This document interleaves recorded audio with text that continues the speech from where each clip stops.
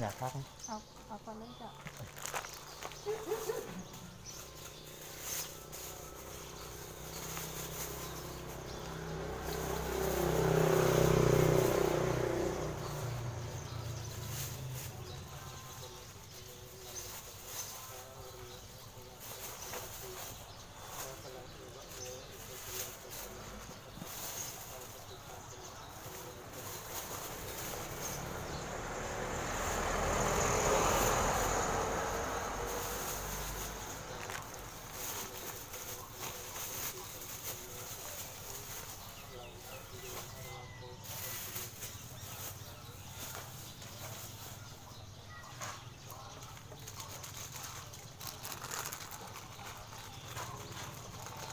จะจะทวนนะ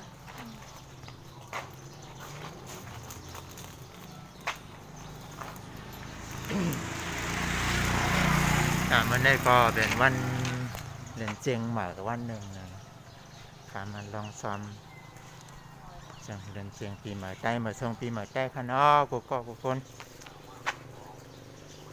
มาลองซ้อม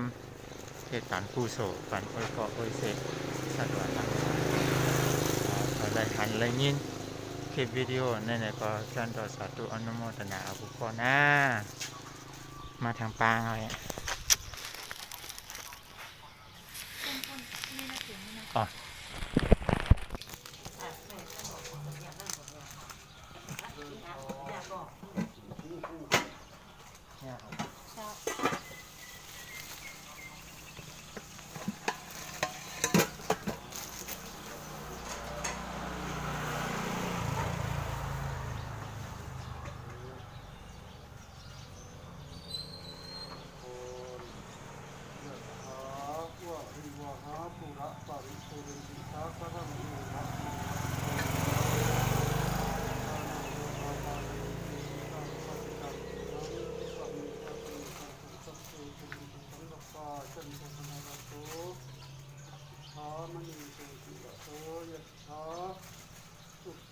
ชายุโกภาวะอภิวาทนาสิเวสเนจังพุทธาปจายโนจัตตารโอสัมมาวัฏันติชายุวันโนสุขังพระลังเจริญพร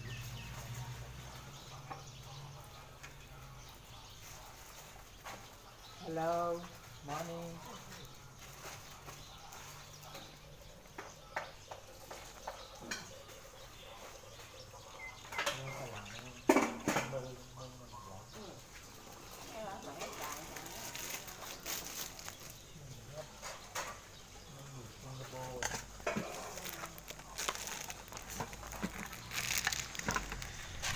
ลองยาวขวายาวแทงปลาหนึ่ง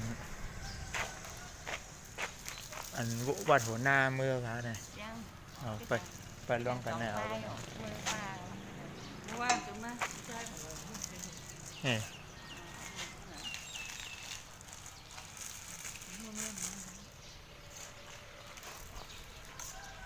บรรยากาศเข้มน่ะหมอกลงเมื่อในมี15 ดีกรี15 องศา3 วัน15 องศาจำคาเดขี่รถกว่าหาล่องทุกคน